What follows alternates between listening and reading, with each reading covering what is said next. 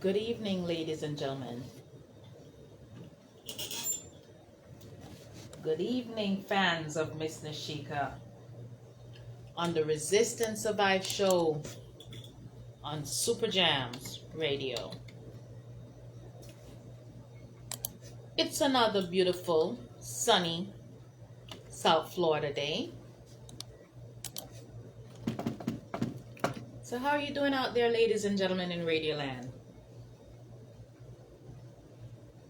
Yes, it is. It is still a beautiful, sunny South Florida day. So, ladies and gentlemen, hot off the press, Trump and Netanyahu, Bibi Netanyahu, is set to meet at the White House. Yes, people. Israel's coming to the White House. I wonder what they're going to talk about. Anyone know what they're going to talk about? Netanyahu.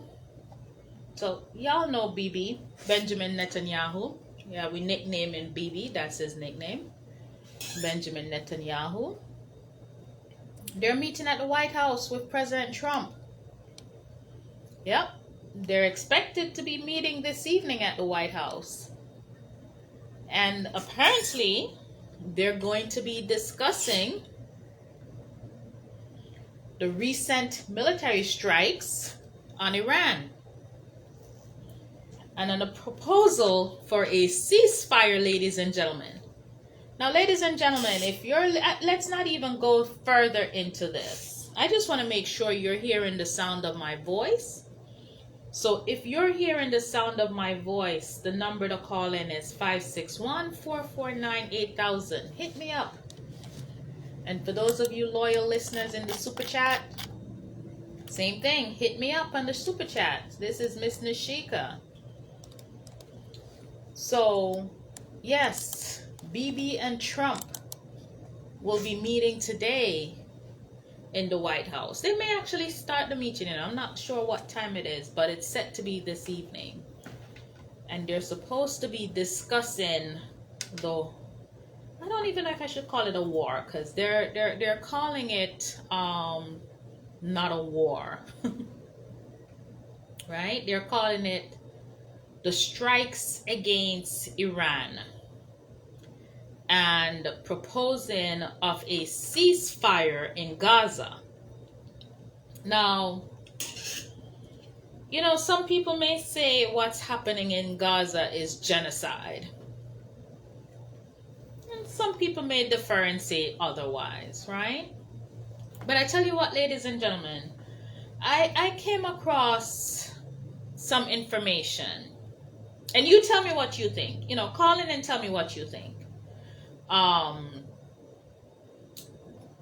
Apparently, when Trump was running for his presidential bid, his son-in-law, Kushner, apparently said that, the Gaza Strip should be like a new tourist destination because of its prime beachfront property, ladies and gentlemen. And that prime beachfront property should be for Israel, yeah? So for those of us in South Florida, let me kind of draw a picture for you. For those of us in Florida, we know Florida is a coastal state. I mean, water to the left, water to the right, water to the south. Our only landlock is north of us, right? So we're going to imagine that the Gulf of Mexico, now called the Gulf of America, we're going to imagine that's land, right? And the only water essentially is, actually we don't even need to do that, because you have the way it's set up over there in the Middle East. But let's imagine that the Middle East is the state of Florida. And let's imagine that Gaza is basically the western side of Florida on the Gulf of America, right? And let's imagine that the other countries, Israel is right there. Like, say Israel is the Glades, right? And Gaza is like Fort Myers. And Israel is like La Belle and those areas in the Glades. And then the other countries are like us over here on the East Coast, if you're tracking. So essentially, what they're trying to do is the people who live in Gaza, and for lack of a better word, we're going to say that's now on the Fort Myers area, on that side where they have water, right?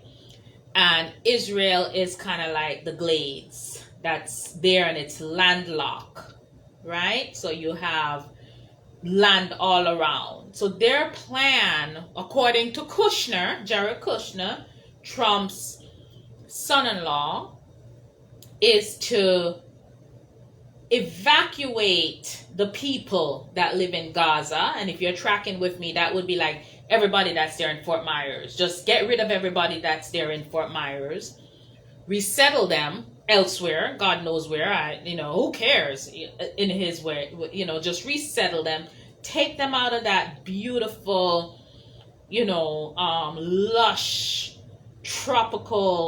not tropical, but, water property, and essentially move Israel over and expand Israel to the water.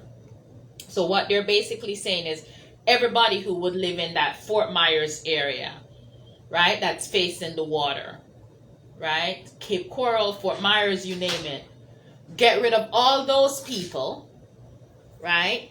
And when you get rid of all those people, then move everyone that would be in the La Belle area out west. So that's essentially what the plan is, right? And that's why you're seeing these strikes. This is why you've seen all these things that has happened along the Gaza Strip, ladies and gentlemen. It's not just that, we're thinking about it, the Israelis and the people, the Palestinians are fighting, but there's one where they're fighting because, they've always been fighting for a millennia, for centuries. And these are cousins, by the way, if you're to look at it from a biblical perspective. But more so, you're looking at it now in this modern times, whereas essentially what is transpiring is it's a grab for premier real estate, right?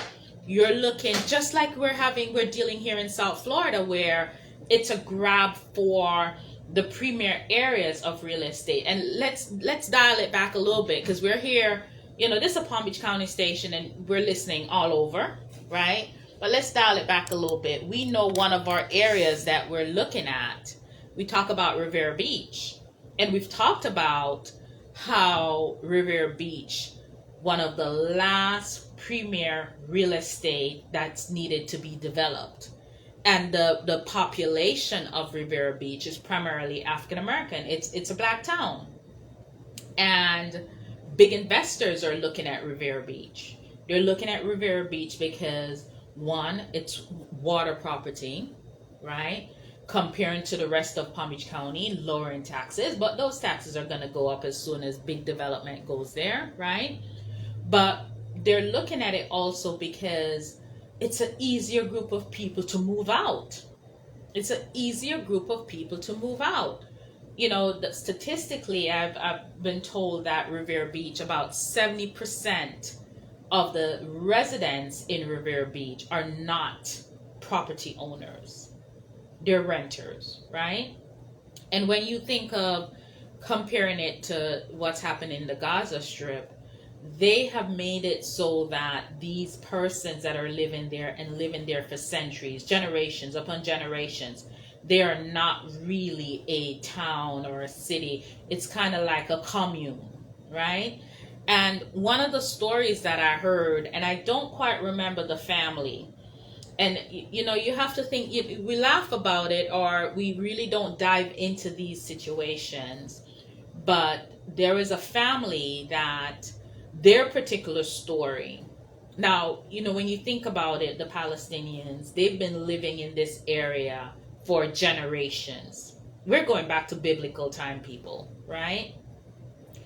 And one of the stories that came out when the nation of Israel was created was that there was when the Jews were fleeing Nazi Germany, which in and of itself is another atrocity, right? What happened to the Jews in Nazi Germany should never has happened. Never have happened. There is just no beautiful brush that can paint that atrocity. It was wrong. And I'm going to dial it back a little bit to what we're dealing with currently in our current situation, right?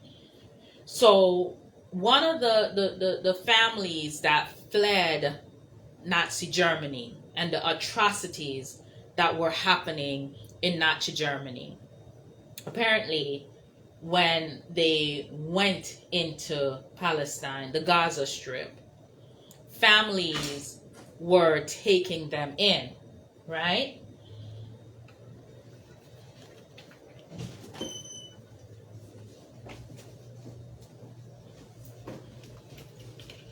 So families were taking them in.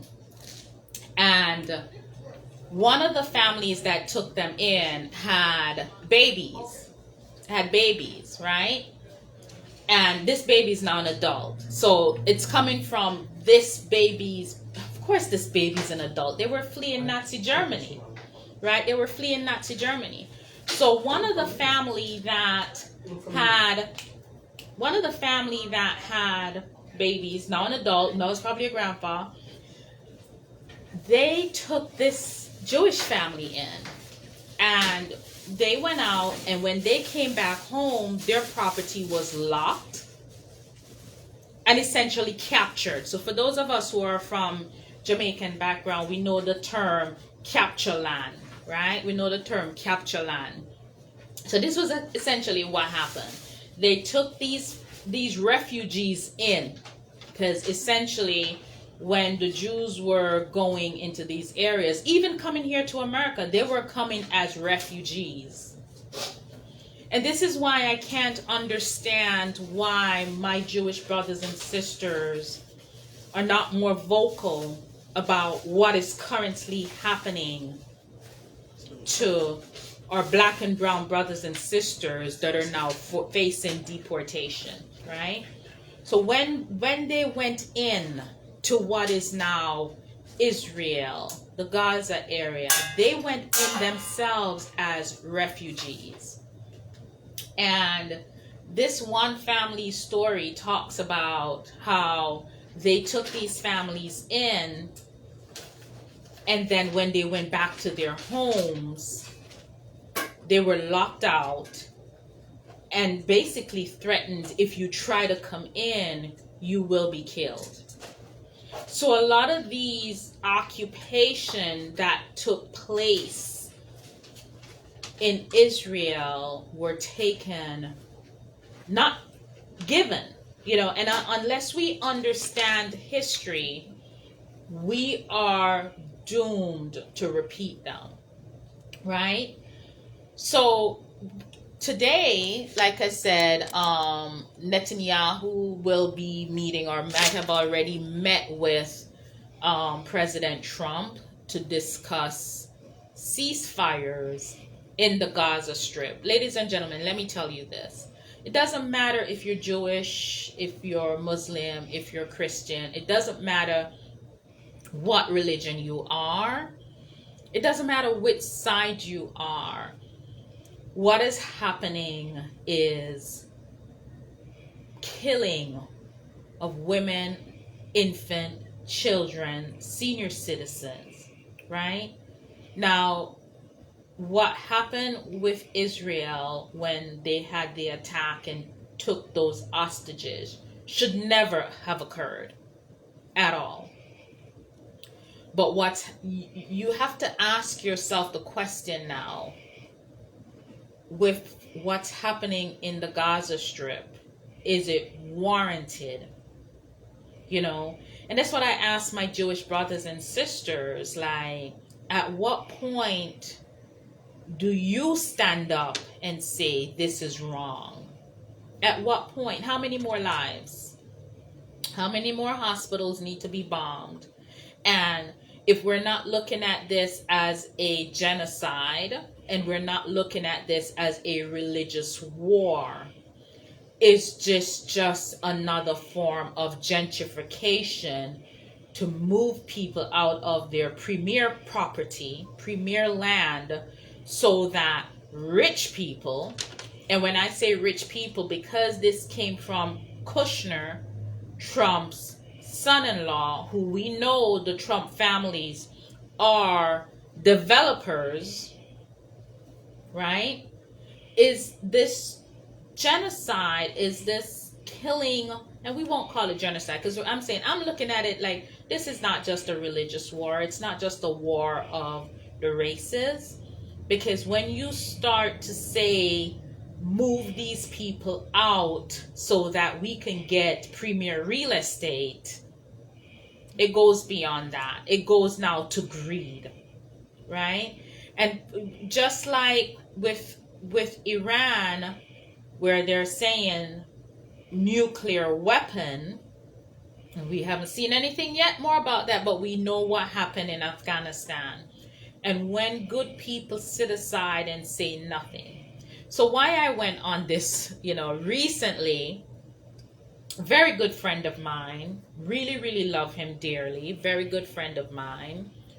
We were having a discussion, and the discussion surrounded Camp Alcatraz, the Everglades Alcatraz, right? And my saying was, this is a modern day concentration camp, just like what the Nazis did with the Jews, just like what happened with the Japanese during World War II. This is a modern day concentration camp. And the conversation was had to say, we can't compare the two, because what happened to the Jews was based on their race and religion. And I said, I disagree with that, because, and that this detention center is to keep criminals. And I said, basically, we know that when the election was being ran, people voted for Trump because he ran on the premise that deporting criminals, but we all know that a lot of the persons that are being looked at now for deportation are not just criminals. These detention centers that are going up will not only be housing criminals. And, as a healthcare worker, and I looked at the condition there, and I'm like, okay, so are we going to house family together in a cage? Because it looks like a cage with the bunk beds. If you guys haven't seen it, y'all need to go look at it. Are we going to be housing men together, women together, families together? How long are we going to house them for? What due process will they go through before they enter these places? And ladies and gentlemen, I will be the first to tell you that what I said to my friend, and like I said, I love him dearly. I hope he's listening to me. I love him dearly. But what I said to my friend was this, and my friend is Jewish. I said, had the German people stood up to Hitler when this started, we might not have had the millions of people who died as a result of Nazi Germany. And let me just say this. Not only Jews died, because one of the biggest misconception was that this was only to eradicate the Jews. No, it was to eradicate anyone that was different. Can I interject? So if you were disabled, you were on the chopping block. If you were black in that time, you were on the chopping block. But as history wrote it, most persons who died during Nazi Germany, most persons who died during the concentration camp were Jewish people. And ladies and gentlemen, that is just not the truth, but that's how history wrote it. So persons believe that only the Jews were targeted during this time, and that's not the case. Go ahead, Pastor Clark. Well, good afternoon. I just came back from a little hiatus, a little break. I'm glad to be back on your Resist and Survive show. And of course, you were talking about some key points there, which of course, I can put my 2 cents in. That's all it is. That's all you allow me to do. Firstly, I'd like to say this. Let's keep praying for the families in Kerrville. We've been made aware about 80, including children, were swept away by the flood. And south of that is where I used to live, and my children still reside there, which is San Antonio, Texas. So we need to definitely keep Texas in our prayers, and whatever we can send to aid those families, we should definitely do that. Then, if I can comment, if Ms. Nashika will let me comment, first of all, I'd like to say this. Everybody knows I'm a very conservative Republican, but I don't think it's an honest assessment to compare Trump to a Hitler. So let me put that out there first of all. Now, the conservative Republicans, we are the Christian part or the Republican Party. We all know that the MAGA has hijacked the Republican Party. Let me put that out there in case you're not aware. There's still a Christian facet of the Republican Party that is maybe silent. I'm not silent, and maybe feel like they can't do much about what Trump is doing. But there are few members of the Republican Party that are speaking out and don't necessarily agree with the direction that the Trump administration is going into. And setting up Alcatraz again to house immigrants, and we don't agree with that. I mean, it looks similar to, yes, Nazi Germany, has some similarities, or camps, or taking people from their families, which we've seen that, and sending them to prison or send them outside of America, whether they're American citizens or not. It's definitely not the American way, and we didn't sign up for that. When we voted, and I'm going to put this out there, when we voted for Trump, we didn't vote for the extreme side that he's putting out. He did say he's going to be a dictator on day one. And that could go either way. Some of us may not agree, or we didn't believe it was going to be this extreme. We voted for him to bring down the eggs, secure the border, and of course, make that economy more robust. And of course, we're going in a totally different direction.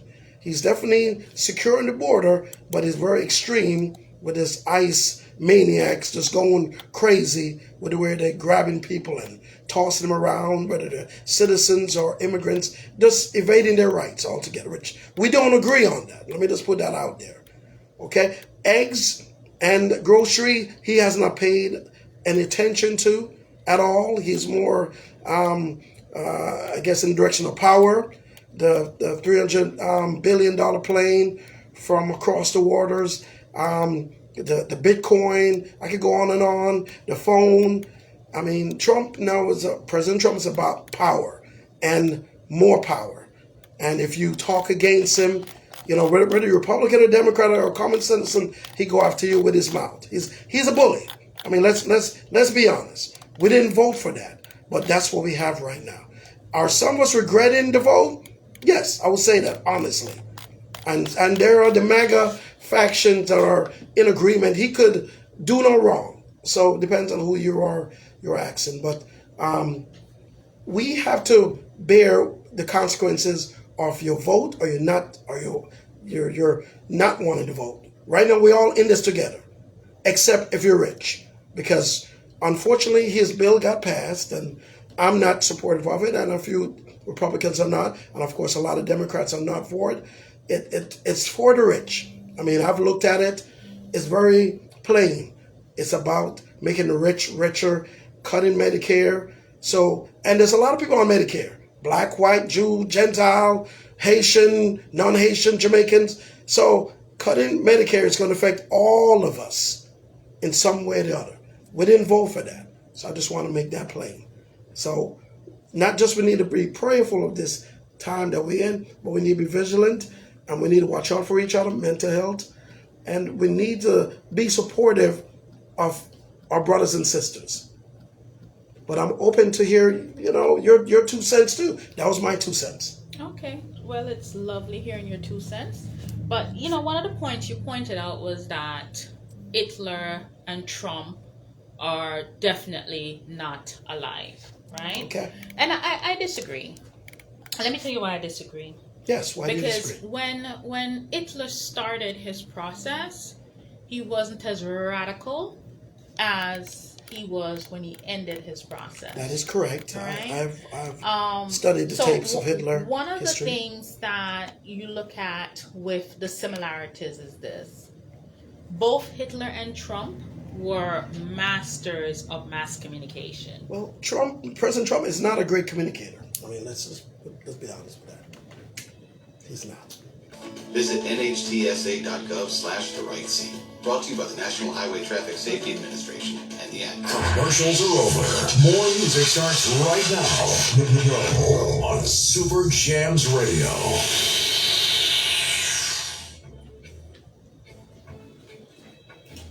Okay, ladies and gentlemen, so we're back from this short commercial break.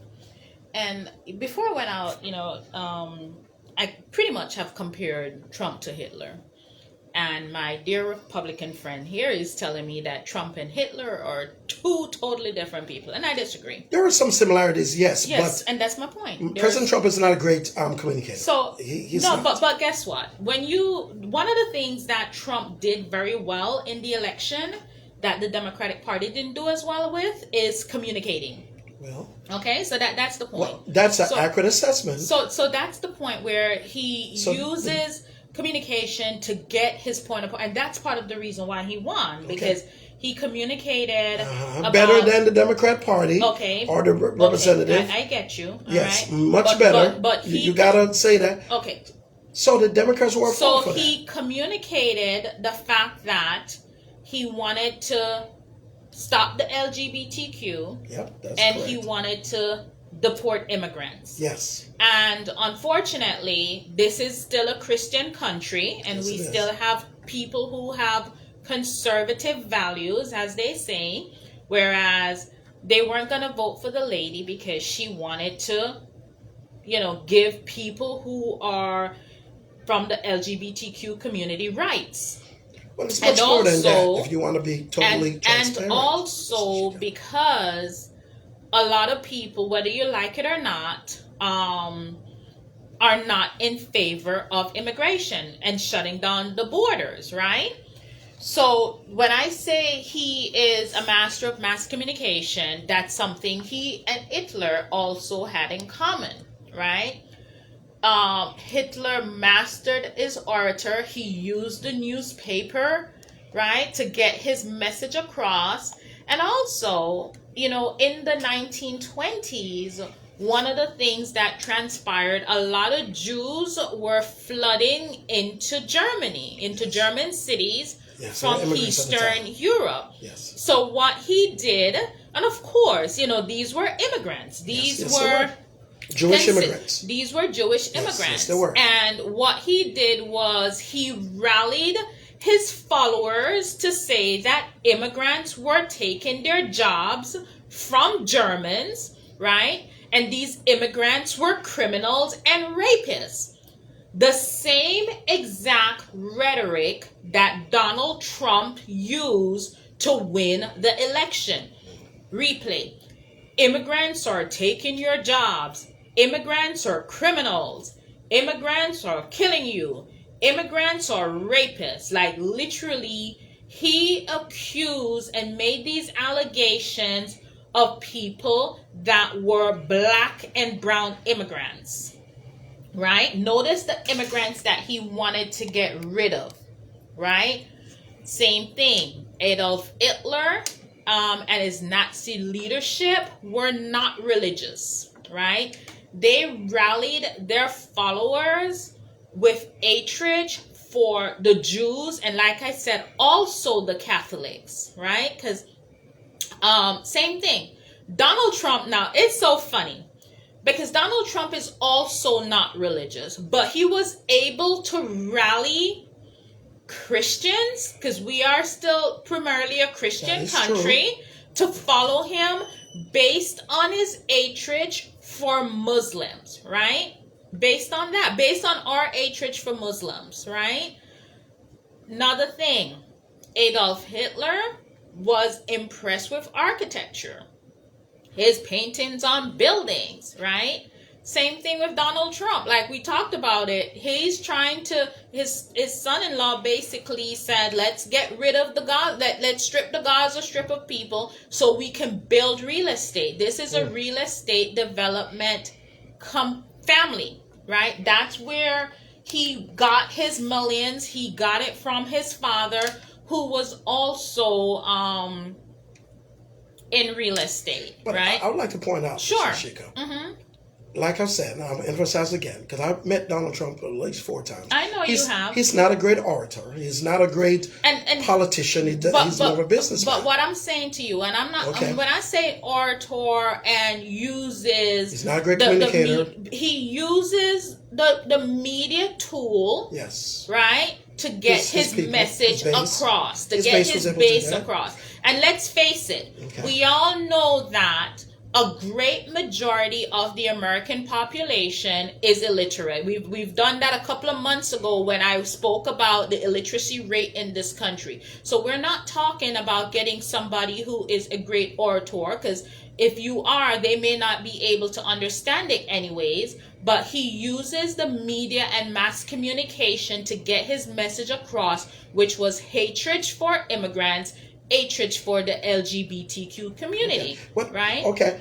and we're going to agree to disagree, but that's you fine. Also got to point out your party that you push so much, the Democrats, failed to do the same. I'm just saying, let's be fair. But we're not. Your failure caused Donald Trump to be there. We're not. Your failure to communicate. See, and that's failure where you're missing the boat. This is not a Republican versus a Democratic thing. It's not. Right? Of course not. We already conceded. Kamala Harris conceded. Yes, she did. Right at the end of the election that the Republicans have won the election. This is not a comparison between the Democrats and the Republican.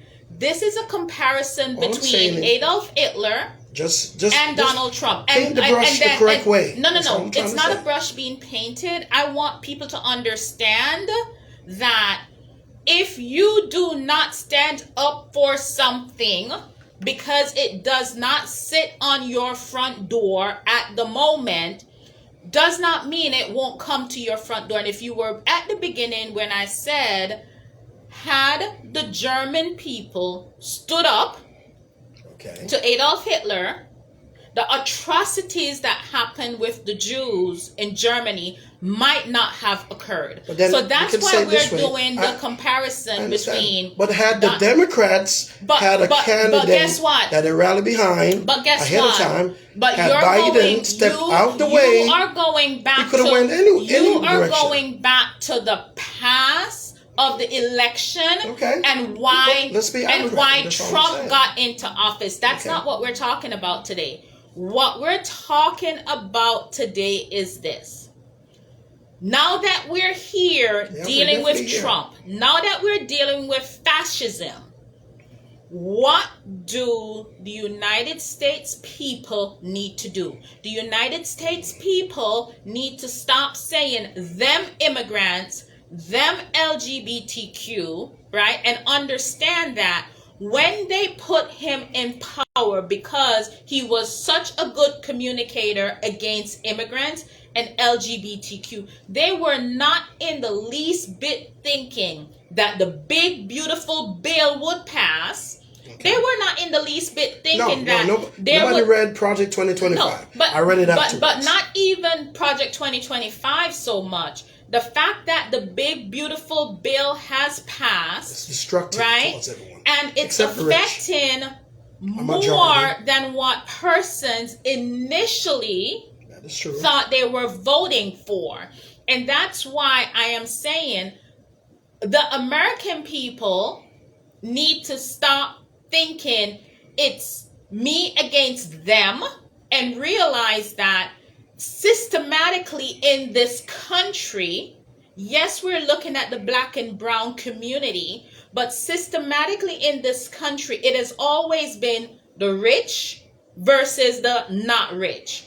Yes, that is true. And how you keep a people down is when you divide them. It's happened in the black community, and it's happened society-wise in America. That is correct. If you let, I forgot the name of the gentleman, but he says, if you let the poorest of white person believe that they're better than the black person, you can control them.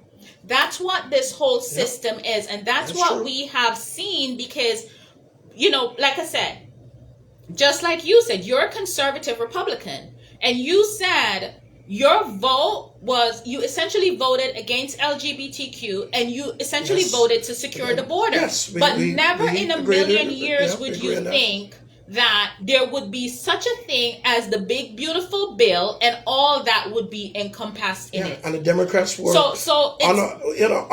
they couldn't stop it. I mean, they couldn't. But what I'm saying is we've passed the election. Now what do we do to go forward? Now, so I told you about the comparisons with Trump and Hitler, and I stand by my point with this.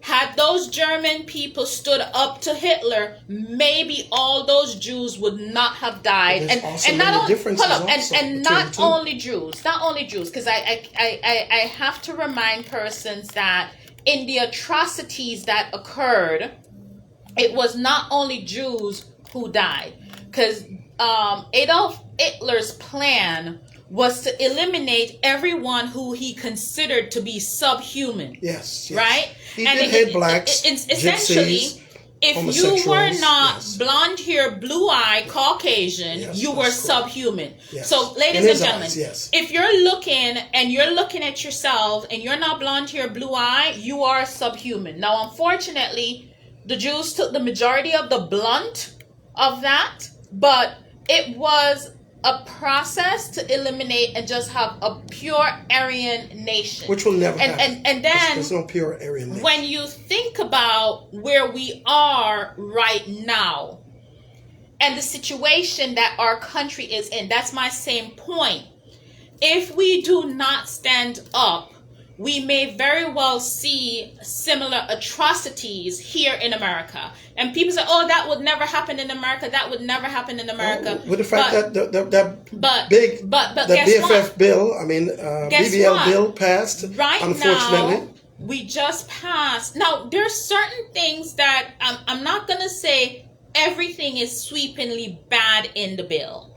Because there's certain things that are in the bill that is not altogether bad. Let's be real, right? But the majority of it is. As someone who works with people, like, I am devastated by the Medicaid cuts. Like, I think it's 1.7 million Floridians will be losing. Will be losing their Medicaid benefits, right? Unfortunately. And which is sad.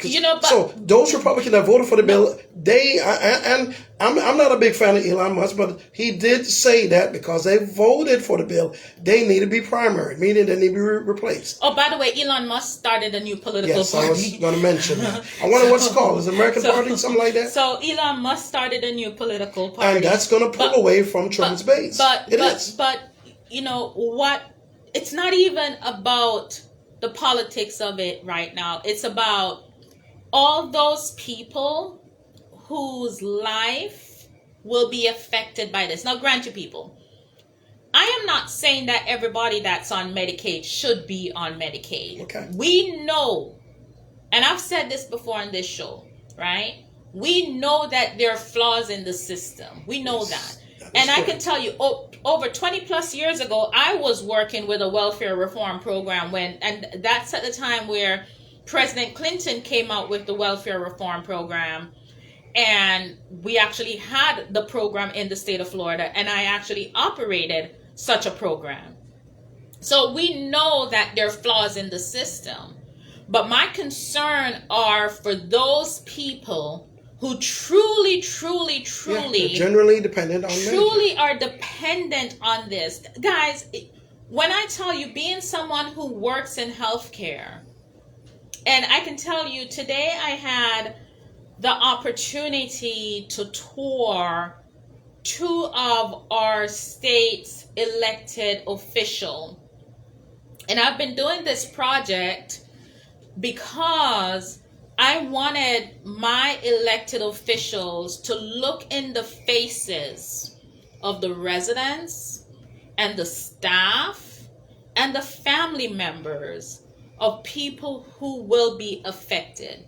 Now, this big, beautiful bill business is on the federal level. And I had our state representatives there because just to try to think, what can we do as a state to protect our residents? You know, what can we do as a state to protect those persons that are on Medicaid who truly need to be on Medicaid? You know, when you see a situation where persons do not have health care, and in some case, Medicaid not only covers health care, but it covers their livelihoods of how they live, where they live. And if this is being cut on the federal level, what can the state do? And how will the state do it in order to ensure we still can provide for our citizens, our senior citizens, our disabled citizens? I'm not talking about those able-bodied mentally or physically, because sometimes we have the perception, because you see somebody walking around, that they are well, not knowing what's going on inside their heads, right? So I'm not talking about somebody who should be out there working and contributing to the system, because I know a lot of people like, oh, I'm sick and tired of seeing this person in the food stamp line and this person come to the grocery store and get more food than I am and stuff like that. You don't know person's situations. I'm talking about those people who truly need these benefits. When you think about SNAP being cut, and I said it last, when you cut some of these services, and you've already cut USAID, and what people don't understand is that a lot of these programs were being funded through USAID that provided food supplements. Your soup kitchen, right? Your soup kitchen, how do you think they get funded? Your food pantry, how do you think they get funded? Yeah. So when you've cut those services, and now you've cut SNAP, temporary assistance in needy family, and all these different things, so they can't get their food stamp, then what happens? And then, to add insult to injury, you cut these services from the lowest of the low and the poorest of the poor, and then you turn it over and give it to the richest of the rich. And then we think there won't be a trickle-down effect, because, ladies and gentlemen, let me tell you something. This is what we do know about our healthcare currently. It's a preventative, it's a curative medicine scheme. The healthcare in the United States of America, we are the highest cost for healthcare. And we rank among some of the sickest in the developed world. And the reason being, we don't provide our residents with health care. The closest we came to universal health care was the Obamacare, and we've seen how much that has been stripped. And you have to ask yourself, what kind of a country pays so much money for health care, but our residents are still not being cared for? And I tell you why, because we're a capitalist society. Because it's who can make the most money, right? In a country such as this, basic healthcare needs should be met for all persons. And you can't tell me it can't be done. Because as I look at other countries are doing it. They're living longer. Their citizens are healthier, and they're spending less money on healthcare than we are in America. So what's going to happen when we cut these services? When you cut somebody, you think about it. How many Americans currently do not have insurance? So they're not getting their annual well checks and their annual physicals and their preventable wellness checks. They're not getting it, because guess what? They don't have the money to pay for it in this capitalist society. And then if someone is ill and it gets to that point where they can't push it under the table anymore, guess where they end up? They end up in our emergency rooms. So our emergency room, which is far more expensive than preventative care, becomes the medical provider for our citizens. And we have it bad right now, but that's when you're going to really find the problem. When you cut benefits such as Medicaid and persons can't access health care. Because people, let me tell you something. People who qualified for Medicaid and had Medicaid, they could go to the doctor. The people who couldn't go to the doctor are those who are above the income limit to get Medicaid. They may be working, but not working enough where they can pull money out of their income to pay for private insurance, right? Or they may be working a job that does not offer it. Those were the people that were falling between the gaps. And those were the people who weren't getting their preventative medicine and stuff like that. We have now widened that gap as a country. And then we're not subsidizing with food. If you know how many diseases are caused and how many preventable things. I'm reviewing a paper for a journal, because I review journal papers. It's called peer review. And I'm reviewing, actually I just submitted my review yesterday, and I can't go into details with it because coming to a journal near you if it gets published. But the essence of the research was linking food availability to the incidence, and you know my thing that I love is HIV. So it's linking food availability to the incidence of HIV. And there is a direct correlation with having food insecurity with HIV. And this is live research that was conducted.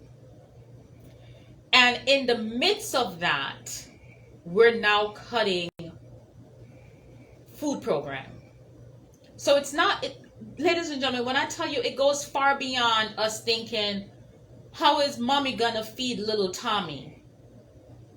It goes far beyond that. It goes far beyond that. There's so many places in this country that are considered food deserts. And what is a food desert? You know, it's a place where people can't get fresh food to eat, or food period. Or you have to drive 30 miles, 40 miles just to get a grocery store. Or you live in the inner city, yes, in the inner city, but there's no true grocery store that gives you fresh produce. So all you have is the corner shop where you get your ding dong and your Slim Jims and your stuff like that are not healthy food. Those are also considered food deserts. So then you look at who lives in those areas. And I'm going to bend your mind a little bit, because right in the midst of the pandemic, when the COVID vaccine was available in the state of Florida, the place that had the access to the COVID vaccine was a particular supermarket chain. And for those of you who lived through the pandemic, you know what I'm talking. It's the one with the big P and the green. Okay? But you ask yourself the questions. How many cities actually had that supermarket there? And that was the only place. That was the only place that you could have gotten the COVID vaccine. So you ask yourself the questions. How many people live in the areas where this supermarket is available? And how many of the people who live in the areas were black and brown? Right? You ask yourself the question. And when you answer that question, you understand what this big, beautiful bill has done. Because if it happened with, we saw it play out with the COVID vaccine. And persons were saying, why would they not make the other store with the big W, their pharmacies access? Because you have those more readily available throughout the states, in rural areas, in lower socioeconomic areas. And I know not all of my listeners are from a lower socioeconomic community, right? But I beg to defer that quite a big majority of us are immigrants, and we're on the come up, where we may not necessarily be there. And with this big, beautiful bill, what used to be there's nothing beautiful about the it. American middle class, unfortunately, may no longer exist. What used to be the American middle class may no longer exist. And I beg to say, like, a lot of us are one step away from being considered lower socioeconomic. And those are the people that I'm speaking to. And when I say one step away, I'm not talking one paycheck away. Because if you think for 1 second that this will not affect you, first of all, if you work in healthcare, I'm going to tell you to beware. Because if, I think I said it last week, if 1 in 4 nursing home closes, if they're looking at projecting that a lot of the rural hospitals will close, right? If you work in healthcare, beware. Anything you do in healthcare, this will affect it. Now, I'm harping on the healthcare side of it because naturally that's where I reside, that's where I live. But there are other things that were scrapped in this big, beautiful bill.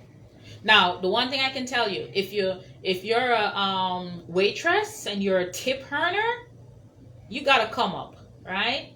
But on the same flip side of the come up on the federal level, there are some state movements with tip workers, that may affect you adversely. So you want something on the federal level, but you may be losing something on the state level, right? But any thought other than the fact that Democrats allowed this to happen? Any other thought? I mean, there's a lot of thoughts. I mean, I can interject. But I believe it's more than just you vote for him, or you vote for the criminal. So you aid and abet him to be where he's at. I believe, from a religious standpoint, and I always lean towards that, is that, if you do read the Bibles, and I'm going to assume, because we're a Christian nation, that majority of people do take up their Bibles at least 3 times a year and dust it off, of course, over the holidays. That, great nation has to go through great struggle. And unfortunately, voting for Donald Trump seems to be the struggle is here, or the struggle was coming, and we didn't see the writing on the wall.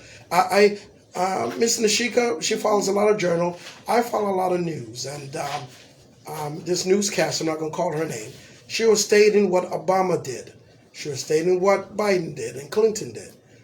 But when she came to President Trump, she was stating that President Trump is so fired up in tearing down the infrastructures of America. Let's be honest, he's not making America great. Let's go and that is a lie from the pit of hell. Can I say that? I can say that. He's not making America great because America is built on immigrants. The Statue of Liberty says that, and that was a sign towards the end of slavery in the 1800s. So his slogan, "Making America Great," that's far from it. He is tearing down American economy, building up walls between my brother and my sister, meaning that he is dividing us. And of course, they call him divider in chief. He's dividing us instead of bringing us together. And it's a sad state. Like I said, most Republicans did not vote for someone to tear down the common factors that we have. It's harder to sell cards. It's harder to buy things. Groceries have gone up, more so under Donald Trump. Parts have gone up. Infrastructure to build homes have gone up. He is isolated. He has isolated our partners. Break time, right? Mm-hmm. Okay. That's what I was thinking. The Jams Radio.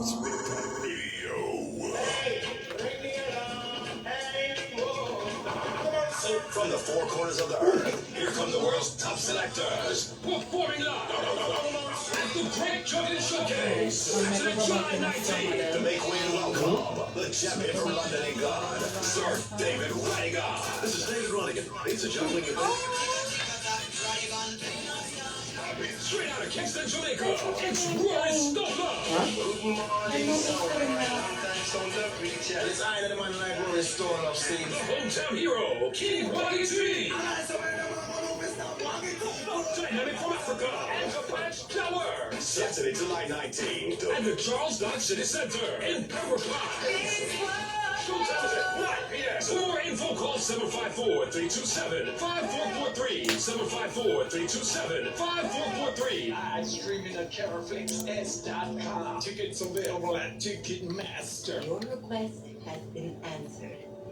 Knowing Harmony has opened a location in North Palm Beach. Our services include deep tissue lymphatic massage for your pre- and post-surgery needs, cupping, and much more. Also call to inquire about our doula services. Come feel the real. Book now at khmassage.net or call 347-366-2877. Mr. Parents, a lot of questions. Why can't people fly? Gravity. Is the moon really made of cheese? Yep, cream cheese. When can I move into a big kid's car seat? For some questions, parents may not have the answer, but that's okay. They can't know everything, but knowing the right seat for their age and size will help protect them in a car crash. Find out more at nhtsa.gov/therightseat. Where do babies come from? Good luck, Dad. A message from NHTSA and the Ad Council. Let's take a moment to breathe. Deep inhale. Extend your spine. Remain focused on what you're doing. If safe to do so, exhale slowly, leaning to one side. Inhale back to center. If safe to do so, exhale slowly to the opposite side. Find mental health resources at loveyourmindtoday.org. This message is brought to you by the Huntsman Mental Health Institute and the Ad Council. After being attacked, shot, or assaulted, you're left with questions. Will I ever feel safe again? How can I afford to miss work? Who's going to pay these medical bills? Why did this happen? Osborne and Francis has questions too. Why did the apartment complex replace the broken lock? Where was the club security guard? Shouldn't the mall have fixed the lights in the parking lot? It's not always just the criminal that is responsible. Let Osborne and Francis find answers to get you the compensation you deserve. Call Osborne and Francis. 561-293-2600. Offices Boca Raton and West Palm Beach. Hear that? That's the sound of your life. Perfectly imperfect. Beating in rhythm to the world you've created. But every time you drive after drinking, music gets drowned out. Your life sounds pretty great. Don't let a buzz ruin it. Buzz driving is drunk driving. Don't drive buzzed. A message from NHTSA and the Ad Council. Okay, ladies and gentlemen. So we're back in our final hour. Do you want to finish up what you were saying? Yes, I was just stating the obvious that our president, regardless if we vote for him or not, is definitely dividing us as a nation. He's dividing us away from our allies, Canada, Mexico, all of the allies that have traded with us over the years, helped our economy, we helped theirs. They don't know whether they're coming or going. It seems like we're dealing with a bipolar president. One minute is, let's do the tariffs. Next minute, no, let's hold it back. And the economy is on pins and needles. People are on pins and needles. I talk to people every day. People don't know whether they should pray or they should just run outside screaming. And that's with anybody. That's not just blacks or brown. I've had Caucasians that have reached out to me and said, well, you know what, it's not working.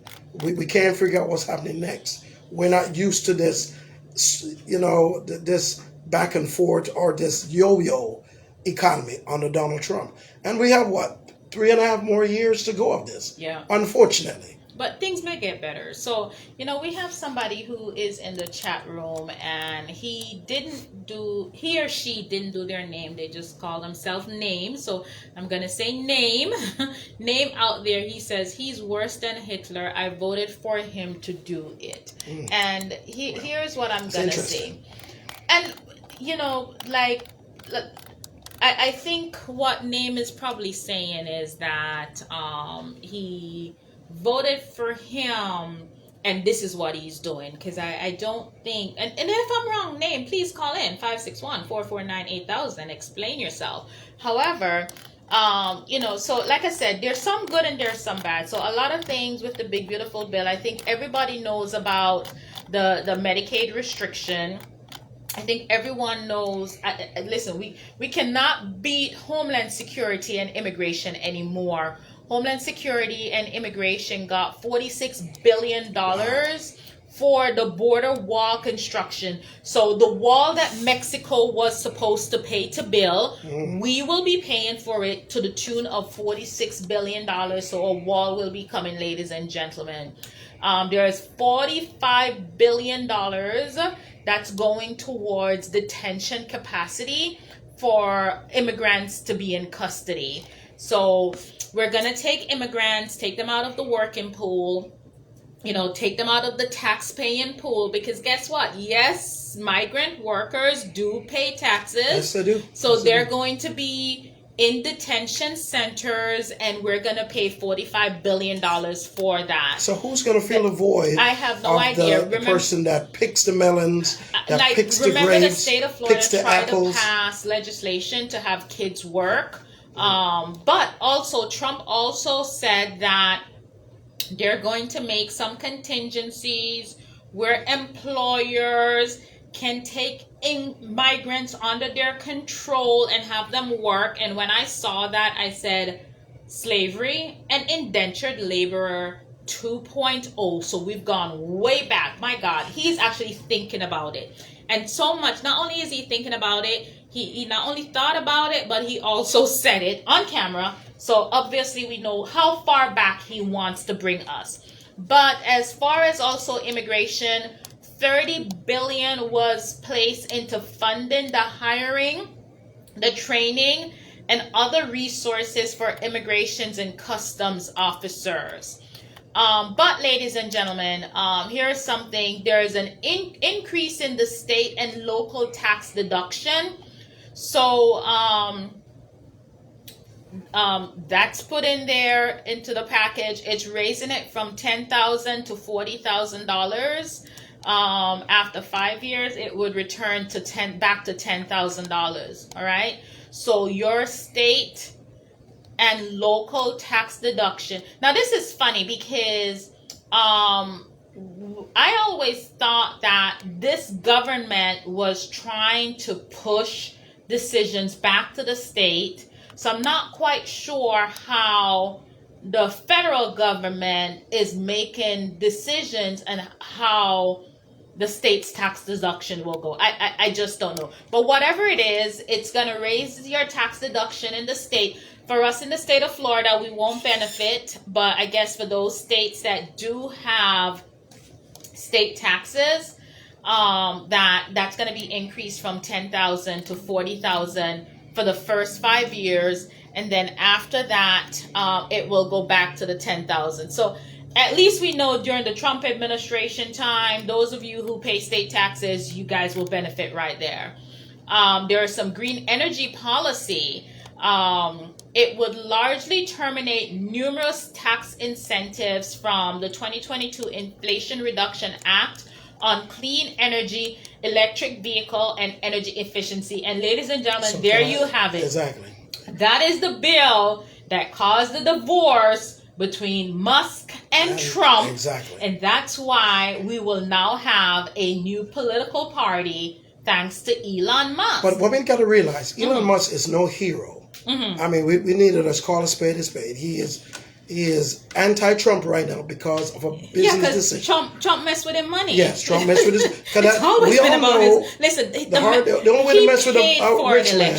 He did. He paid for an election. He did $230 million. And then Trump got into office and said, with you. All right? So but what we need to it. realize that, like I said, let me emphasize, Elon Musk is no hero. He is making the decision out of a business decision because of the spat between him and his BFF, Donald Trump. So we need to realize that. If they were on the same sheet of music, he'd be still over Doge, whatever that means, and tearing up and ripping out the foundation of work and sending people home without cause. So we need to call a spade a spade. Elon Musk is no hero to America. He doesn't love America. He loves the money that he makes through America. Let's call a spade a spade. Doge is a farce. It's crap. Wait, Department of Government Efficiency. It's a farce.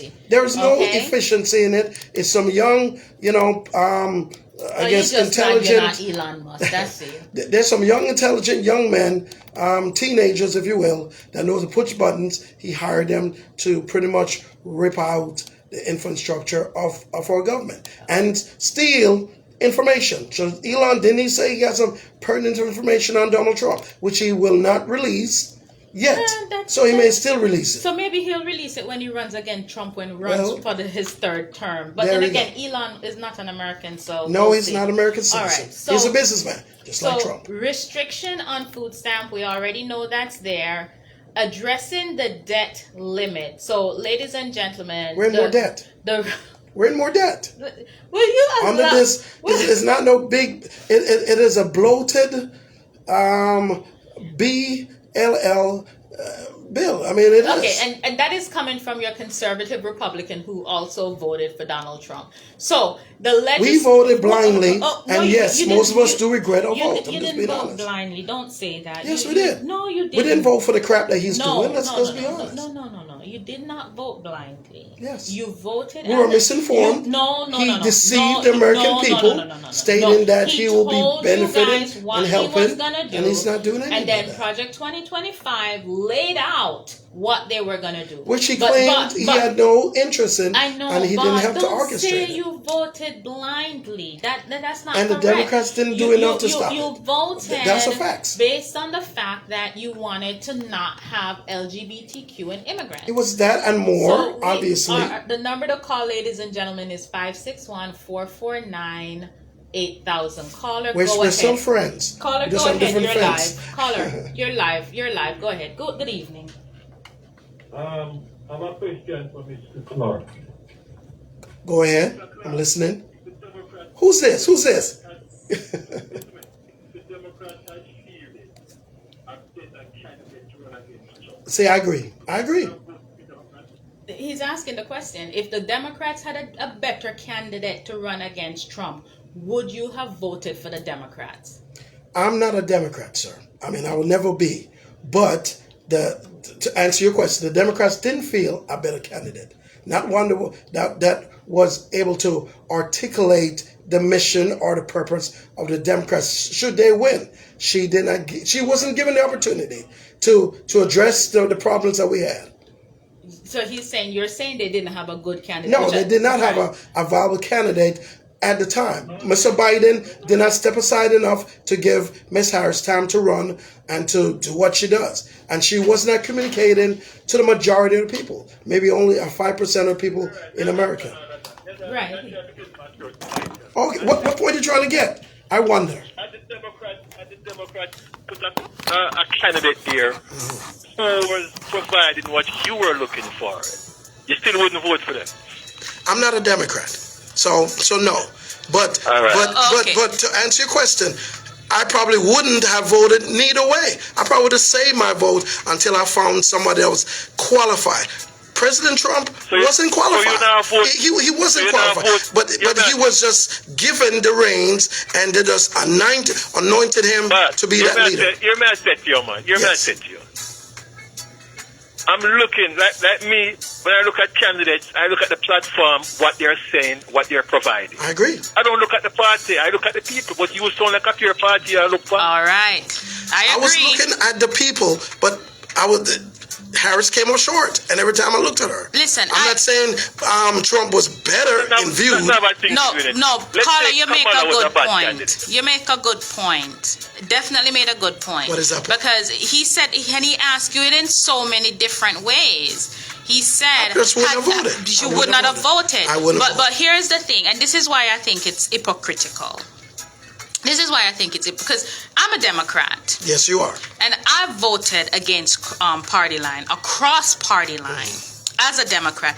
As a matter of fact, when you were running as a Republican, I voted for you as a Republican, right? There you go. Yeah, it was a wise decision. So that's my point where I said it's and I still do believe to this day that you should have won that race. And to be honest with you, I actually think you have a proverbial win because you ran as a Republican in a Democratic county against a Democratic incumbent who had been there for a number of years, and you only lost by a 4% point. Very So small in my book, that is a win.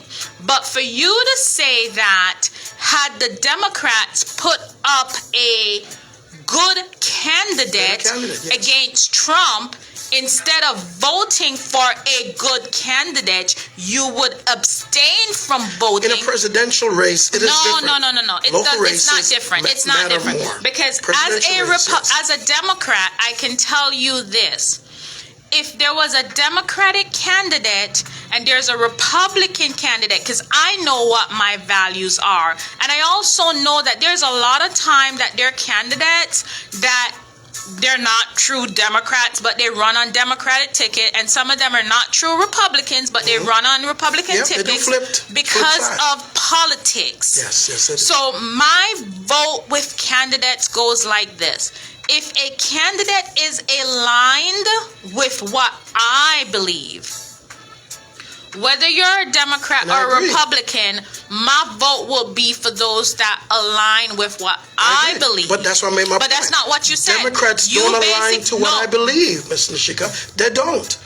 No. They don't align to what I believe. And that's the thing, because your belief is that you're a conservative, you're not supportive of LGBT. But I will tell you that I know Democrats who are not in support of LGBTQ. And I know they are proud Democrats. So to say Democrats do not align with what you believe and not looking at the candidate and looking at what the candidate has to offer and what the candidate would want to be. Tangent. No, but I'm not going in a different tangent. So we had a caller who had called in. Caller, if you want to call back, it's 561-449-8000. Do you have any other points, caller?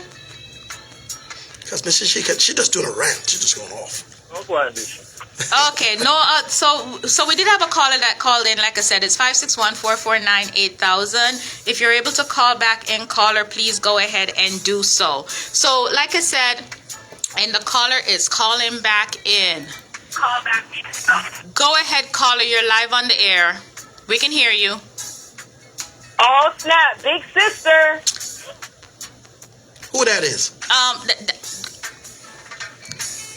Do you have a point, caller? Yes, I have a point. My point is, and you know, I'm not. I can't obviously say my political affiliation. However, I believe that your friend thinks that Kamala came up short because she was a black female. She was in support of the LGBTQ community. Go on, we're listening. We're not able to hear you, caller. So if you could speak through the phone and listen through the phone, not the radio. But from what I heard so far, that you believe that my co-host believe Kamala came up short because she was a black female, that she was not in support of the LGBTQ community. Do you have any response to that? Because, I mean, that's pretty much what you've been saying, essentially. Well, going back to Kamala, when did Kamala become black? I'm just, yes. Oh, gosh. Yeah, I'm going to, should I even start with that? Back to the days, just a drop of black, you're considered black. One drop, that part. Okay. All right. Well, then she considered black. But my point is this. Kamala did not bring what we were looking at as far as the majority of America.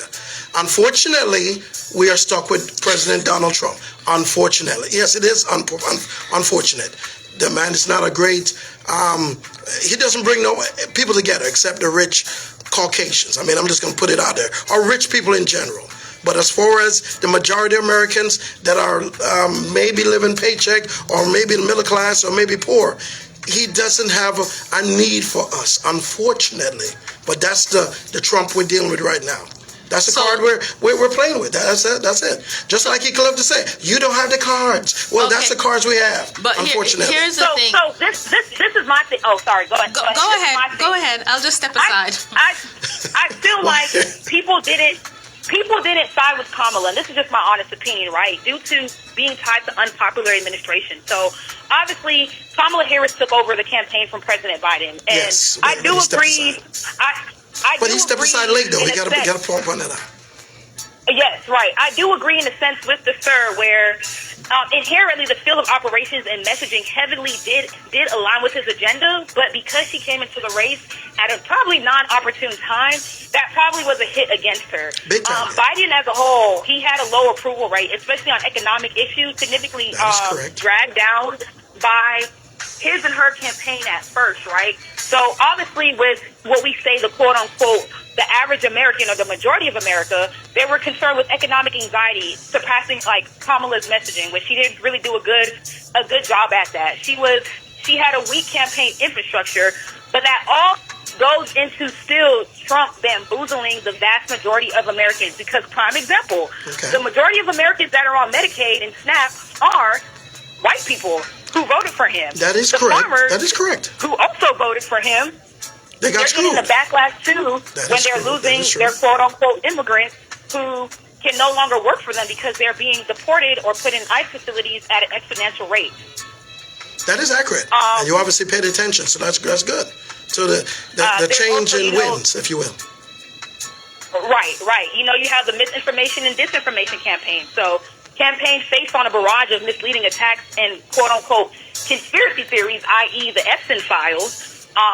And also particularly, and the Epstein files, that's just an example, because I find it very funny how there's no list on the Epstein files, but yet there's still people in jail for that. But that's neither here or there. But, you know, misleading attacks and conspiracy theories, particularly around immigrations and crimes, narratives which went, like, unfortunately, largely unchecked. And the reason why I'm, like, really big on immigrants is because, one, I'm a first-generation immigrant, and two, I have someone who's been a permanent resident for 16 years that is detained by ICE. He works for the state of Florida as a social worker, and he's been detained since May. No criminal background. And that's very unfortunate. Nothing, right? It is. So I agree with you to a certain extent, but I feel like America has been hoodwinked, especially with the election of President Trump. unfortunately. Yeah, I agree, and I've said it numerous times that President Trump was not sincere in being honest when he was running. He was, I guess, speaking out of the side of his neck. That's an old-fashioned saying that he was lying, because he did deceive a majority of Americans, except his base. His base will go with, I'm not a part of the base. Let's put it out there, okay? I'm not a part of the MAGA. You're not a MAGA? No, You're not a Make America Great Again? I'm not a MAGA. Make America Great was never great for blacks. And we need to really be honest about that. When was it ever great for people that look like me? It was never great for us. Only for the rich Caucasian or the rich 5%, which obviously that's who he's supportive of. Okay, but your point is well taken, young lady. Okay. Very knowledgeable. So we have also another caller on the line. Caller, go ahead. You're live. We can hear you.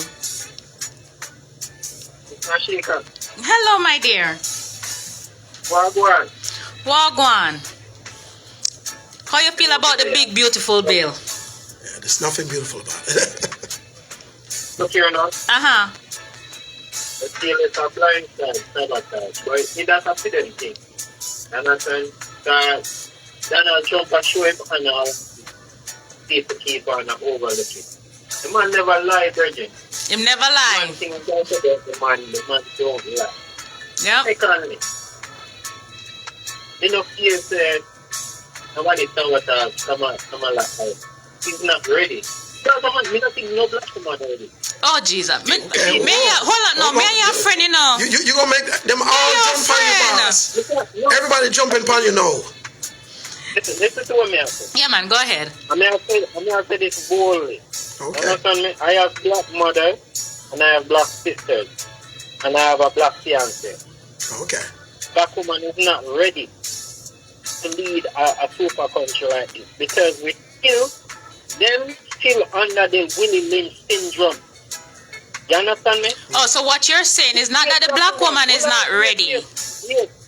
Yes. Is that the country is not ready for a black woman to lead? That may be a better statement. Black woman is not ready for the... All right, explain it. Explain it.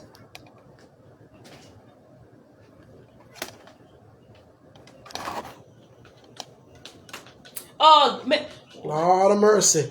What you need to say that again, brother. Say that again.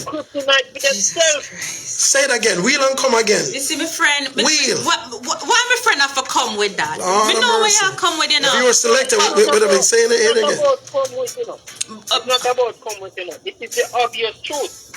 You see, until black woman, because you see, the reason why black man is so disorganized is because black women is pushing us away, you know, Bridget. I preach a sermon similar to that, but anyway. Okay, so hold on. So what my brother is saying is that as a black woman, when them give with them crap, we need to just sit down and take it, right? And say, in the name of the race, may I go take the infidelity, may I go take the black eye, that ain't what he was may I saying. go take my bust mouth. That ain't what he was saying.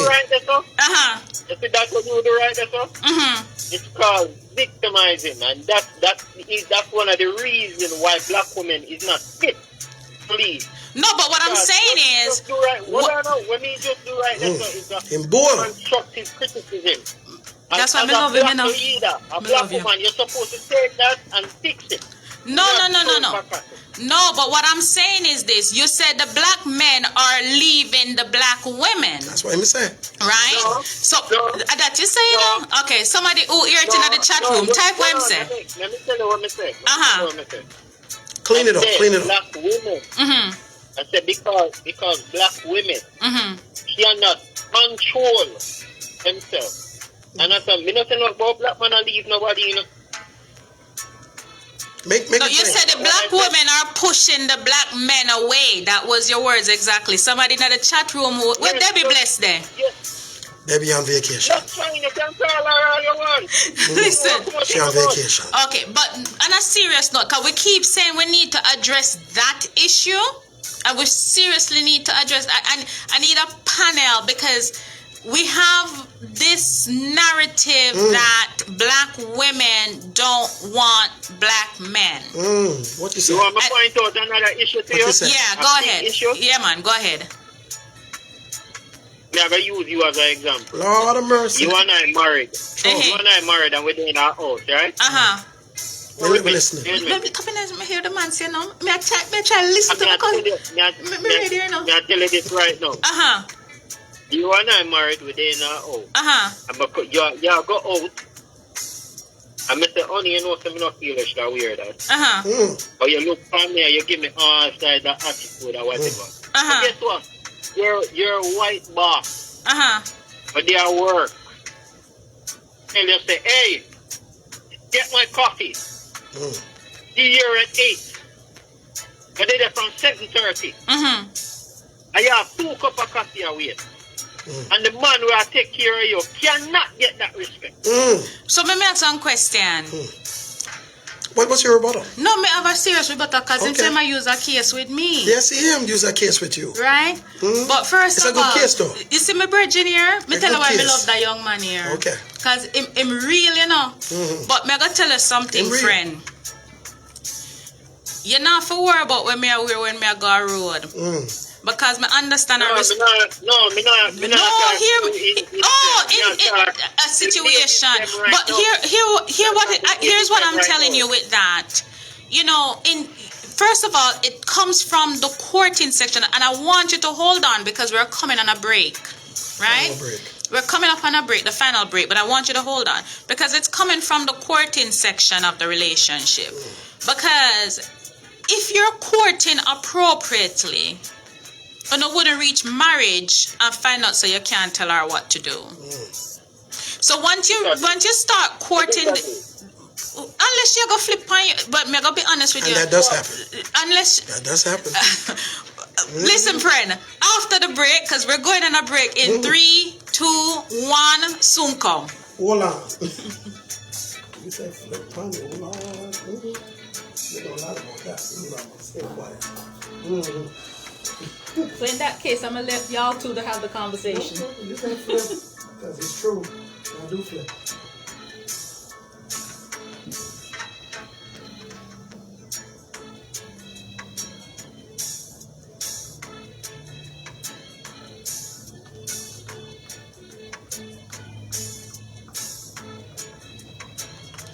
Hold on, okay, Rick?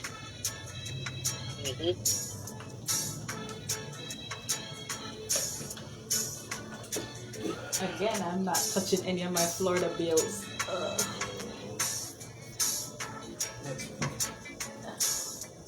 Oh, some of these bills are already in effect.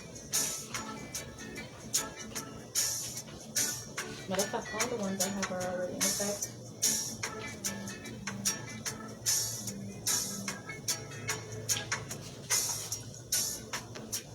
I did touch a lot last week, but 404 to book your appointment. That's 561-942-2404. Or visit us online at FancySmilesDental.com to learn more. That's FancySmilesDental.com. Fancy Smiles Dental Studio, because every smile deserves to be fancy.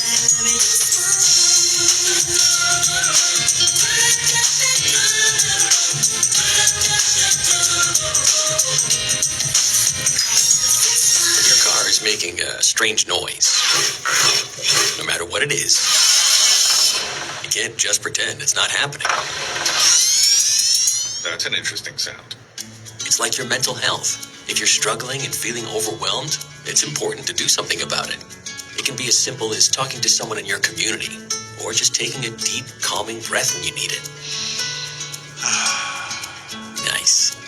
For mental health resources, check out loveyourmindtoday.org. At loveyourmindtoday.org, you'll find information that may help you get through a tough time. Things like tips for dealing with stress, how to navigate difficulties like financial worries, anger, substance use, and more. You can also find real stories of how people navigated their own mental health challenges. Because once you start to address the problem, you can go so much further. Visit loveyourmindtoday.org. That's loveyourmindtoday.org. Brought to you by the Huntsman Mental Health Institute and the Ad After your car accident, when should you get medical treatment? Right now. When do you need money for your medical expenses and lost wages? Right now. When will the attorneys at Osborne and Francis start fighting for what matters most to you? Right now. I'm Greg Francis. We've helped thousands of people going through some tough times, and we can help you right now. Because life doesn't wait. You need Osborne and Francis. Call Osborne and Francis, 561-293-2600. Offices Boca Raton and West Palm Beach. Super Jams Radio presents the Sail Away 3-Day Cruise, September 12th through the 15th, 2025. Leaving from the Port of Palm Beach.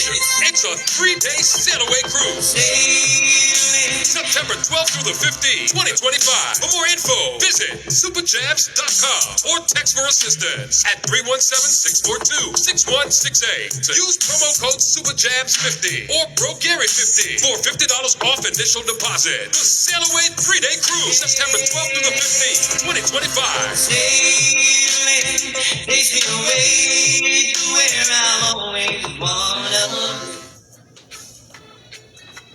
Okay, ladies and gentlemen, we are back in our final half hour. And before we went on break, we had Rick on the phone. Friend, you still there? Okay, so you were touching bases on why our family and relationships, I guess, can't progress. You know what? I'm not even going to put words in your mouth. I'm going to let you, finish up what you were saying, because you basically said me and you're married. You can't tell me if we're at the house, but my boss can tell me what time to come to work and how much coffee to bring for him. What time to leave work. So... No, but yeah, internalize it like an affair. No. Me I tell you why black women cannot lead America. Talk plain, Ricky. Talk plain. Okay, so how do you make that correlation? How do you make that correlation? I just point it out to you. Because if women, women are not just child, what they call it? Child bearers. Birth children, yes. I give birth to children. Women are the first learning facility for every single human being on this planet. That is true. You understand me? Whatever a mother teaches her child, that's what the child is gonna die with. Alright, at some point, a lot of people like to say, yo, the man workless. Him left him pitney and him gone. Nobody never say, yo, the woman workless, she dash with the belly. The man say, yo, me can't deal with this and I'm gone. The woman say, me can't deal with it and she dash with the belly. Which one worse? Well, if you ask Nashika, she said the man worse. Oh yeah, speak for me, man. Of course the man worse. Not true. Of course, you're going to say the man worse. Oh, Rick. But what me I say is, we're not looking what's good or what's bad. Me I point out the fact that women, black women, more than likely hear a strong white woman, a strong Chinese woman, a strong Vietnamese. But we always hear about strong black woman and they can do it by themselves and all okay, so Rick, me just want to remind you, T in the chat say, friend, remember that Hillary Clinton was a white woman and she also lost to Trump. Yes, she did. All right. No, but this man or woman probably just hear what me say. They don't understand what me say. No, but here's what I'm gonna say to you, Rick. This is what I'm gonna say to you. Black women are not ready. Let me tell you something. Not only do you hear the narrative of strong black women, you also hear the narrative of angry black women. Oh yeah, there's a lot and of those. The sad thing about this whole thing is this. When our own black man can put us in that, because do you hear a white man referring to a woman, a black woman, as a strong black woman? No. Nor does he refer to you know what I'm white saying? woman as being a strong white woman. But that's my thing. When our own man can use that as a narrative against us, right? Now, you have to then ask yourself the next question. What forces us to be strong black women? Right? Situation. What forces us to be strong black women? And until we can until we can really peel the onion being a part. That's gonna be a show for another. No, it's gonna take multiple. It's gonna take multiple because we can't keep blaming the government. We can't keep blaming. We can't keep blaming the government. But what I can tell you is this: we have to take the blame where it is. Because I can tell you what, I have the narrative of being a strong black woman. No. Wow. I also have the control to mute your phone. All right? And me and Rika talk now. Me and Rika talk. So Rick, she threatened me. You love the mute phone. Auntie Nashika. Yes, Rick. Let me point out something. With all due respect and love. Yeah, man. If any woman who call himself a strong black woman, you're not following God's law. But here's what I'm saying to you. I have the narrative. Following God's law and rule. But you're not listening. I have the narrative as being a strong black woman. And I have to be. Like you're saying, how comes black women are strong black women and they're using that against us now? Right? I have to be. Let me take it back. My grandmother, strong black woman. Strong black woman. But my grandfather was there. And my grandfather was very much a provider. Strong black man. But a strong black man and a strong black woman raised the kids together. All of them. My mother, strong black woman. Right? My father, strong black man. I want me to tell you, awesome provider. Awesome provider. A matter of fact, I had a situation this morning. Who reached my house way before me tell my daddy to come. I tell him what time I'm saying I'm coming out, but my daddy come before that. Because guess what? Them raised a strong black daughter. Now, but here's what I'm saying to you. But when did it become a negative thing for a black woman to be strong? I'm listening to, even though I watched the movie years ago, Madiba, Nelson Mandela's story. I watch it also. And I'm reading it because when you watch a movie and you read a book that a movie's built on, you have a different perspective. And he talked about the village that he grew up in before he went and lived with his adopted family. And before his dad died, and the role of the women and the role of the men. And sometimes I think we forget this because we talk, like you're saying, the biblical narrative, but we also sometimes forget our African heritage.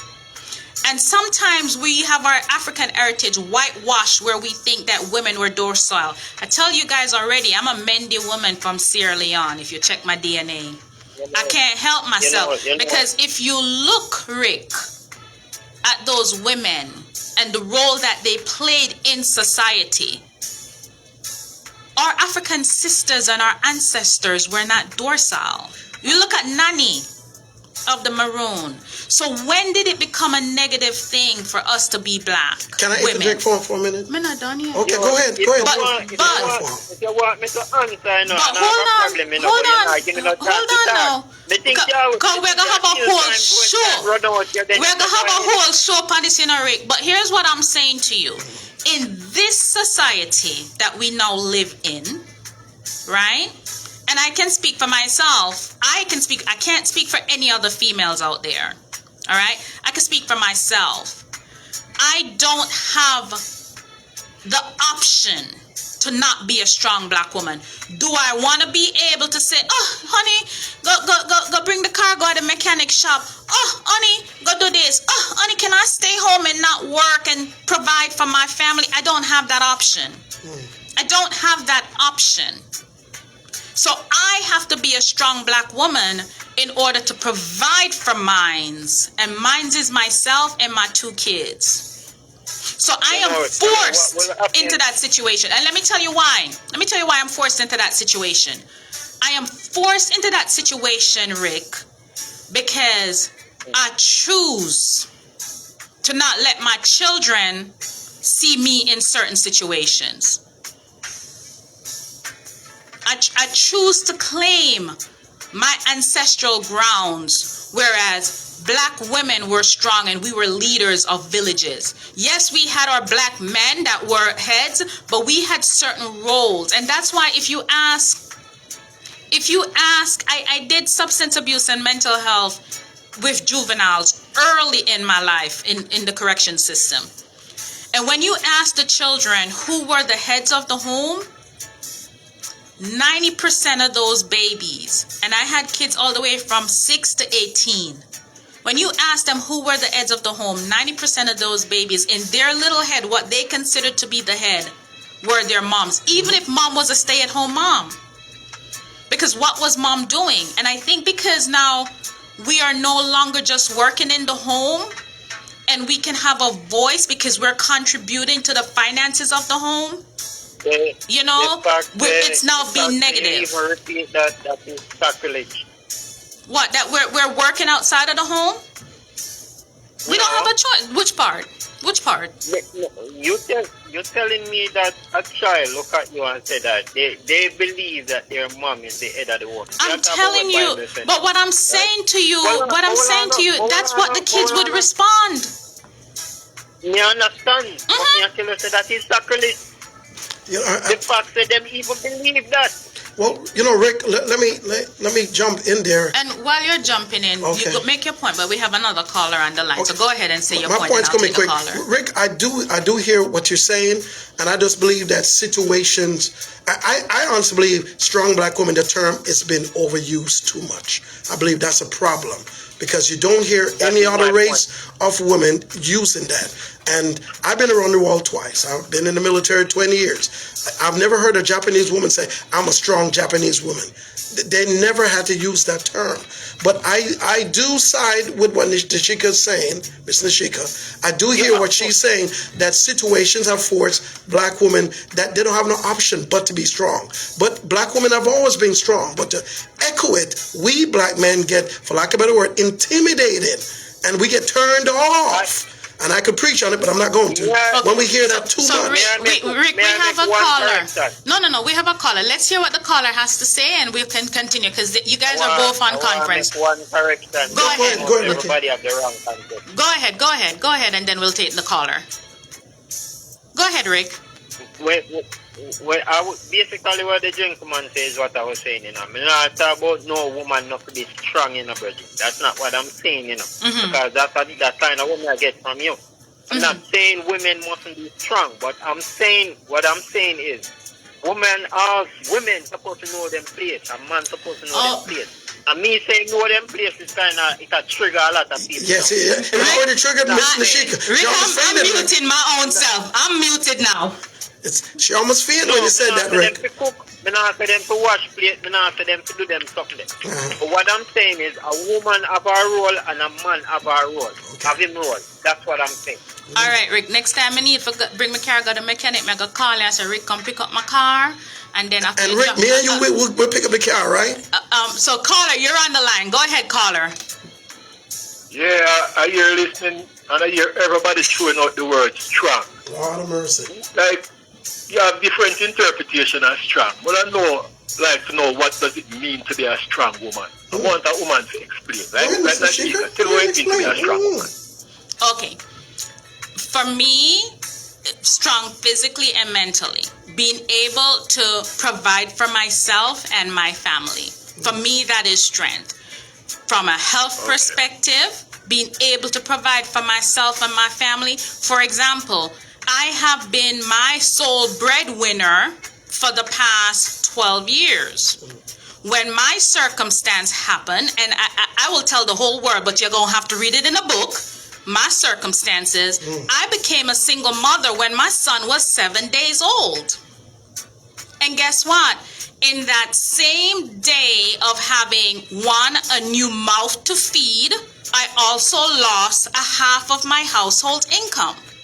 So the only thing that I could be was strong. The only option I had was to be strong, so I can provide, and I had to be strong. Let's try to get to the word strong strong, so I can understand what I say. Because I have seen women who call themselves strong, and they are doing what you do. In fact, 75% of families are being raised by women. So you don't have to really use the word strong enough, because that is a normal. Yeah, it's been overused. But that's my point. That's my point. When did the narrative become negative? You know what I'm saying? When did it become negative? You know what I'm saying now? You know what I'm saying? It's a reason why 3/4 of women are raised the family. Okay. And that is not a natural reason. That is an outside force. It's because we have come out of slavery. Make a long story short. We know about Willie Lynch. That, you know. We know about Willie Lynch. We know it. So you know what I say? If a woman do a duty as a woman, why she have to use the word strong? Like when a man do film job, he is just a man. Yeah, he's just a man. They don't say he's strong man. Call themselves strong man. So why do women call herself a strong woman? Because just like just like Eric was trying to pull out, right? Eric was trying to pull out the narrative of strong women. Just like Eric was trying to pull out, there are certain things that we should not have to be doing, according to Eric, that we are forced to do. We're forced to do. Explain that. Forced to do what? What are women forced to do? Okay. So not only do we have to be the breadwinner, we have to be the bread maker and the bread sharer. And repeat and do it all over again. Yeah, but a lot of times, I know, man. Me not discount those single fathers out there, you know. But we just like Eric said, just do it. Just like Eric says, right? It's not biblical.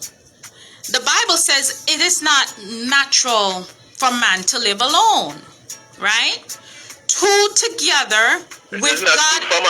Exactly. Two together with a third strand is stronger. Yes. Right? So guess what? When and like you said, 70% of our African American black females are being the head of the household and are doing it all by themselves. Unfortunate situation. Right, in situations, and like Constantine is saying, this is coming from the Willie Lynch syndrome. Well, he said it's coming from slavery. I'm calling it the Willie Lynch syndrome because those of us who are well aware of the Willie Lynch syndrome understand that. But it's divide and conquer, but you also allow yourself to be divided. For example, if you're a married man and you're in a relationship with your wife, another woman, if you are committed to your relationship, entwined with God, because Eric is bringing it biblical, right? Yes, there is going to be temptation. I'm not saying no, but you as the head of the household, because you're trying to be the head of the household and you're trying to say you're the head of the household, should not then destroy your household by allowing temptation to rule. And it's the same thing, because women out there are also breaking up their household, because women can be the reason why the household is destroyed. I'm not just because I'm not only cheating. There's not only that. There is also gambling. There are different vices. Different people have different vices. Demons, alcohol, right? Like drugs. Roderick is coming from the biblical term. It could be the use of drugs. And even sometimes also, I spoke of my situation. Those are just symptoms. The cause of the black family breakdown up until 1961. Round here, the black family was the strongest family in America. They eat together, they pray together, them go to church together. It wasn't until the civil rights and then them come with the Welfare Act that destroyed. So what you are seeing now are just symptoms. It's social engineering. It was designed to destroy the black family, and they are still designing methods to destroy the black family. It's not because the woman per se is stronger than any other woman anywhere else in the world. It's because the man was replaced and she was given the man position. And she is not going to relinquish that position ever. No, she not. So the man is a perpetual child according to American society. It don't matter how old him get, it don't matter what, he's always just kind of discarded. Just pay the child support and chill out. And then if you look at the old men in America, when them get old, they take care of the women. But But the man them is almost like ignored. I've seen it so many times with old men. If you go to those old people home to see it sometimes. Actually, you're looking at the statistics completely wrong, because in the old people's home, so it may be the ones you're going to, but you have more females in the old people's home than you do with males, and that is a statistic. So you have more females. But here's the issue that you have. Here's the issue that you. I'm gonna disagree, because now you're talking about my world, right? Okay. I'm gonna disagree. My world too. All of us world that man. I'm gonna disagree with that and with the visitors, because I can honestly tell you this. Sometimes when you don't have it, I often ask myself, what could you... Let me give a perfect example. I just had a man that said to me, and it's kind of a sad situation, and out of the blues, he said to me, I need to apologize to my wife. I'm like, you have a wife. And he still referenced her as his wife. And he told me, and I told him, I said, how old are you? And he told me his age, already past what the Bible said he should be living. But in this age, and have been divorced over 40 years, he's coming to realization that what he did to his wife was wrong. And I told him, I said, is she still alive? And he says, yes. And I said, you know what? You can say that. Yes, exactly. I said to him, like, no, because you're a woman eater. No, I'm gonna call you a woman eater. No. That's what the lady said in the chat room. The chat room lady said, this man don't like women. I really don't. Him love woman. He have a fiance. Him love woman. No, listen to me. When is the wedding? Am I invited to the wedding? But I digress. I digress. Listen to me. Me love to eat Jamaican cake. If Jamaican cake is gonna be there, then definitely I want an invite. And if you need somebody to pray, me coming. No, you're not invited to the wedding. No man is a woman. I'm gonna tell you, say, Rick, really, I'm so proud. I'm so proud. That's blessing. You met her, right? Yes, I did. I did. I did. At the event, yes. When you came and bought the 2 plates of food and you never buy none for me. Lord of mercy. So, Constantine, you are correct when you're saying that the highest rates of divorce in America are among African American women. Which is sad. Right? So yes, there's we're definitely a small percentage in this country. We are the small percentage, but we do have the highest rates of divorce. But divorce is decreasing. The statistics are saying. And like I said, it's definitely something to look at. I'm not gonna say that the civil rights movement broke up the black family. We're saying that the Welfare Act was the main thing that did it. Right. It came right after the civil rights. You remember the Voting Rights Act, civil rights, all them was in the 60s. Well, look at it like this. Considering that Trump is dismantling the welfare system, who knows? Maybe the family will have to cleave together, because the only thing they can do is to maintain themselves financially. You have to cleave together in order to survive. And well, the job has been done. But then again, according to what Uncle Kansi said, did you know that if a woman collect welfare, like if she get help with a rent or whatever, a man cannot be in the house? Well, did you know that? But did you know that if a man is collecting welfare and stuff like that, a woman cannot be in the house? So the issue is yes, man can. Yes, no.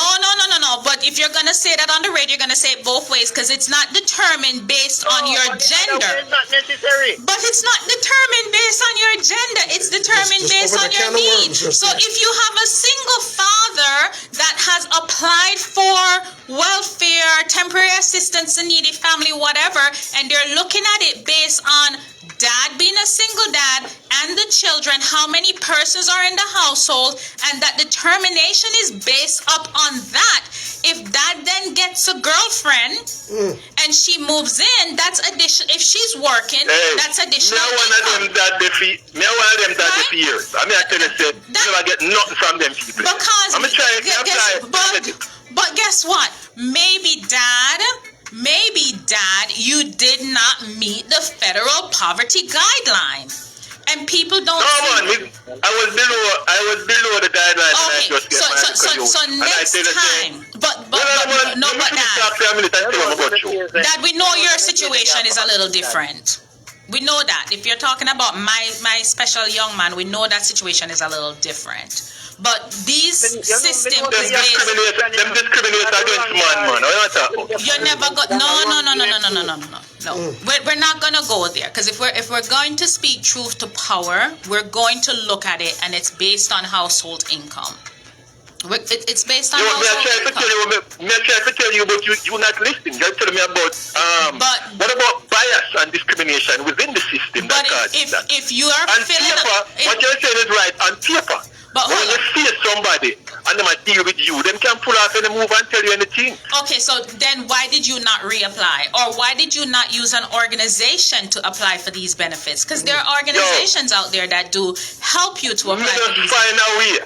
Listen, I've been through the whole system. I applied to Section 8. I talk about well over 10 years ago. Yeah, but there's a waiting list. There's a waiting list for Section 8. It doesn't matter if... Okay, there's a waiting list for most people. Yeah. Until those people who put on them friend was arrested in the place. And I'm trying to tell you, okay, so what you have is not a problem with the system, is a problem with the person. Like I said, just like the Welfare Reform Act. But ladies and gentlemen, we're out of time. We don't even have time for Pastor Clark to pray us out. But the one thing I can say is this, right?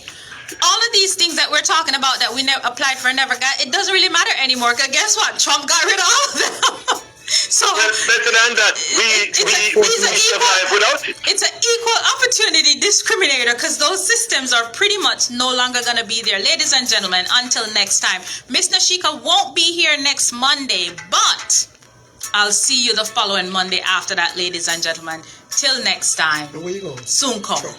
Well, yeah, put my business all on the road. Me tell you I'm staying. I don't know where you going.